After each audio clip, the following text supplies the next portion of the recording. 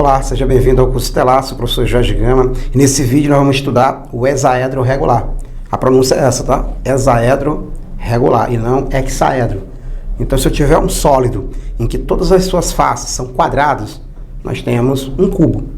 Professor, o cubo, ele é um paralelepípedo? Então eu recomendo você voltar na aula anterior, tá?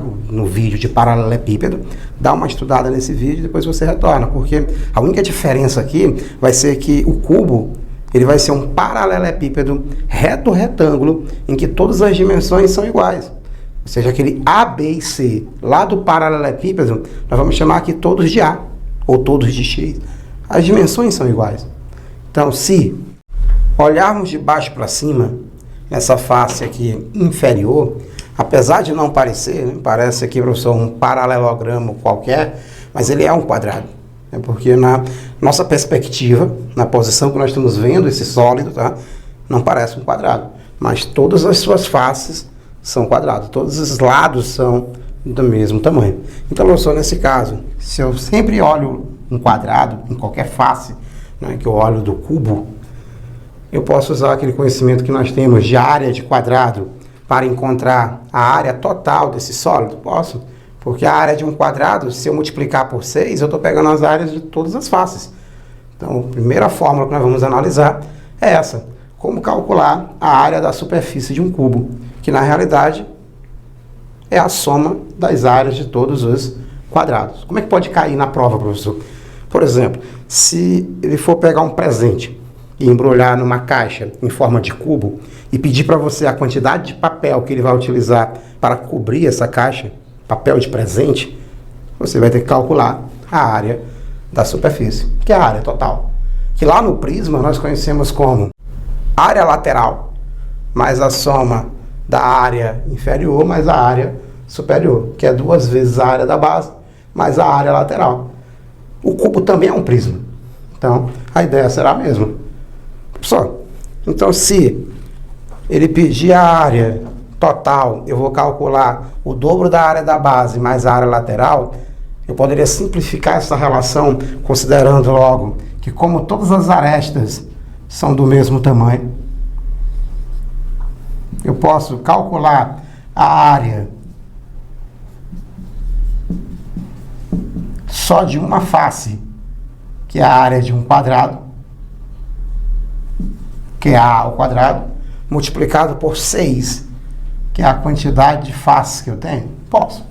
Mas não esqueça que essa relação, esta fórmula veio da área total de um prisma, que é o dobro da área da base mais a área lateral.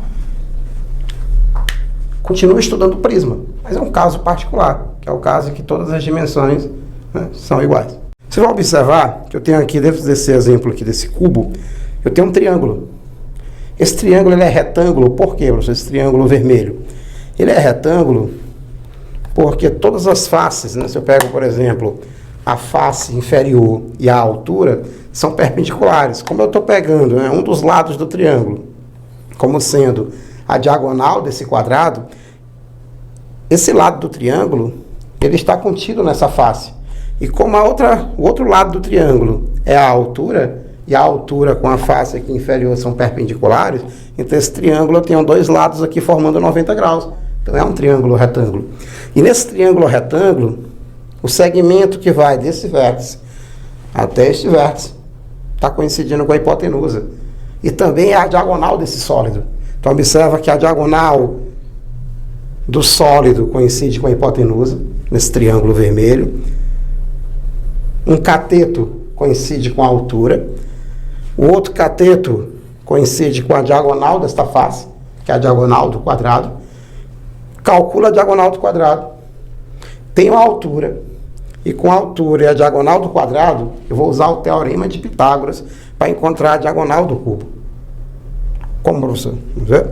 Como eu disse, eu tenho a diagonal dessa face de baixo, eu tenho a altura como sendo um lado aí do triângulo, que eu destaquei de vermelho, e a diagonal do cubo se comportando como hipotenusa.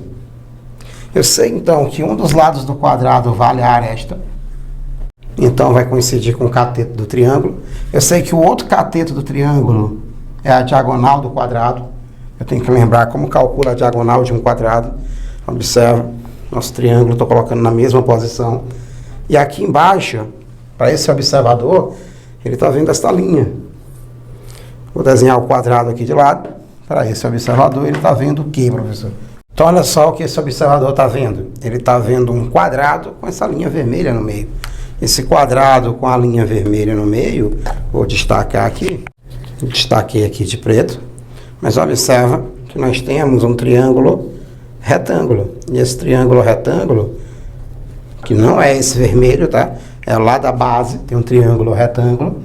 E esse triângulo retângulo, eu tenho a aresta do cubo como sendo o lado, né, desse quadrado. Se eu usar o teorema de Pitágoras, eu vou descobrir quem é essa diagonal. Observe que eu vou denotar aqui, representar a nossa diagonal da face por D minúsculo. E vou representar a diagonal do sólido, que é a diagonal do cubo, por D maiúsculo. Usando o teorema de Pitágoras, eu vou ter que o quadrado da hipotenusa é a soma dos quadrados dos catetos. Assim, nós vamos ter que a diagonal da face ao quadrado é a ao quadrado mais a ao quadrado, 2a ao quadrado. Só como é que eu me livro desse expoente aí? Vou usar a radiciação. Eu vou ter que a diagonal é a raiz quadrada de 2a ao quadrado. Sim, 2a ao quadrado. Logo, a diagonal será raiz de a ao quadrado. Vou cortar o índice com o expoente, vai ficar a. Então fica a raiz de 2. Esse é o valor da diagonal da face. Mas o nosso foco, ele vai ficar aqui, ó, nesta parte, antes do final. É importante você saber que a diagonal de um quadrado é o lado vezes a raiz de 2? É. Mas aqui, mais importante para a gente, é a diagonal do cubo. Então, se eu vou usar D ao quadrado no teorema de Pitágoras, porque eu sei aqui que a diagonal da face, né, a diagonal da base é um cateto, e a soma dos quadrados dos catetos dá o quadrado da hipotenusa, então eu vou deixar aqui para substituir no lugar de D ao quadrado diretamente o A, né, o 2 vezes A ao quadrado. Vou substituir no lugar de D ao quadrado quando eu utilizar o teorema de Pitágoras. Assim, aplicando teorema de Pitágoras novamente, eu vou ter que o quadrado da diagonal do cubo é igual à soma dos quadrados dos catetos, vai ser A ao quadrado, mais o quadrado do outro cateto, que é a diagonal da face, D ao quadrado. Como nós já calculamos por outro teorema de Pitágoras, a diagonal da face, ficou então diagonal do cubo ao quadrado, aresta ao quadrado, mais quem é D ao quadrado? 2a ao quadrado. 2a ao quadrado mais a ao quadrado dá 3a ao quadrado. Diagonal do cubo, então, será a raiz quadrada de 3a ao quadrado. Corta o índice com o expoente, o a sai, e o raiz de 3 fica como fator. O 3 fica preso dentro da raiz. Olha só, a única diferença é essa, tá? Porque você, para lembrar, poderia usar o seguinte raciocínio. Quando eu trabalho com figura plana, eu tenho só 2 dimensões. Claro, é só uma dica para você lembrar, tá? Quem é a diagonal do quadrado? A raiz de 2. Quem é a diagonal do cubo? A raiz de 3. Não é porque está associada ao número de dimensões. A gente pode usar esse artifício para lembrar. Tá bom? Esse gatilho. De que, professor? De que como o quadrado só tem 2 dimensões, é uma figura plana, tu vai lembrar do raiz de 2, associando a isso, tá? E como o cubo tem 3 dimensões, é uma figura espacial, ela tem 3 dimensões, professor, eu vou lembrar aqui para diagonal do cubo, que é a raiz de 3. O 3 para 3 dimensões e o 2 para 2 dimensões. Sei que não é por isso, mas o importante é você lembrar da equação. Então, a raiz de 3 para a diagonal do cubo e a raiz de 2 para a diagonal do quadrado. Fica faltando, então, a gente comentar só sobre o volume. Vamos lá? A ideia agora, tá, é calcular a capacidade do cubo. Na realidade, eu preciso calcular o volume para saber qual é a capacidade dele. Professor, então, se eu tivesse um cubo de dimensões 4 metros, Se eu fizesse um tanque, né, que tivesse 4 metros de largura, 4 metros de comprimento e 4 metros de altura, quantos litros de água ele é capaz de armazenar? Ou seja, qual a capacidade desse tanque, professor? Eu vou ter que calcular o volume, como eu já afirmei que o cubo é um prisma, você sabe que o volume de um prisma é a área da base vezes a altura. Mas como as dimensões são iguais, vai acabar tendo uma fórmula especial, uma fórmula voltada aqui só para o cubo, né? Vamos lá, professor. Volume do prisma, eu sei que é a área da base vezes a altura. Só que a área da base é a área de um quadrado, que tem dimensões A. Então o volume do cubo fica como, professor? O volume do cubo fica, a área da base é A vezes A, que é a área de um quadrado, e a altura também é A. Todas as dimensões são iguais. Assim, o volume do cubo é A terceiro. A minha preocupação é sempre porque o aluno olha para essas duas relações como sendo distintas, mas não, é a mesma relação. Um pequeno detalhe, as dimensões aqui são todas iguais. Se é o cubo da dimensão, para a gente calcular o volume do cubo, e a dimensão vale 4, 4 a terceira vai ser 4 vezes 4 vezes 4. 4 ao quadrado,